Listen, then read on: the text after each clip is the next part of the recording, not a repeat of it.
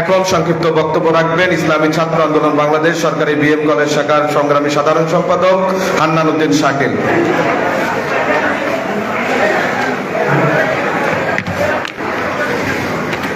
আসসালামু আলাইকুম ওয়া রাহমাতুল্লাহ। রব্বি ইশরাহ লি সাদরি ওয়া ইয়াসসির লি আমরি ওয়াহলুল উকদাতাম মিন লিসানি ইয়াফকাহু কওলি। আপনারা সবাই কেমন আছেন? একটু জোরে বলতে হবে, আপনারা কেমন আছেন? আপনারা কি এই যে রমজান পেয়ে কি খুশি নাকি বেজার? আর একটু জোরে বলবেন, খুশি নাকি বেজার? মহান রব্বুল আলামিন পবিত্র কোরআনে বলেছেন যে রোজা হচ্ছে আমার জন্য, আমি তোমাদেরকে রোজার পুরস্কার দেব। এখন আমরা মহান রব্বুল আলামিনের জন্য যদি রোজা রাখি তাহলে কি অবশ্যই আল্লাহ তো আমাদের যেহেতু বলছেন, আপনারা দেখে রাখবেন যদি বাংলাদেশের প্রাইম মিনিস্টার বলে যে আমার জন্য একটা কাজ করলে আমি তাকে দেখা দিব, আমি তাকে পুরস্কার দিব, তাহলে সেই পুরস্কারটা কেমন হওয়ার কথা?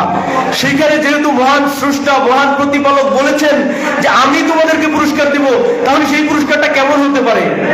আমরা কি খুশি? সাথে সাথে একটা কথা বলতে চাই, কিছুদিন আগে আমাদের নির্বাচন হয়েছে, নির্বাচনের ফলাফল নিয়ে আপনারা কি অসন্তুষ্ট?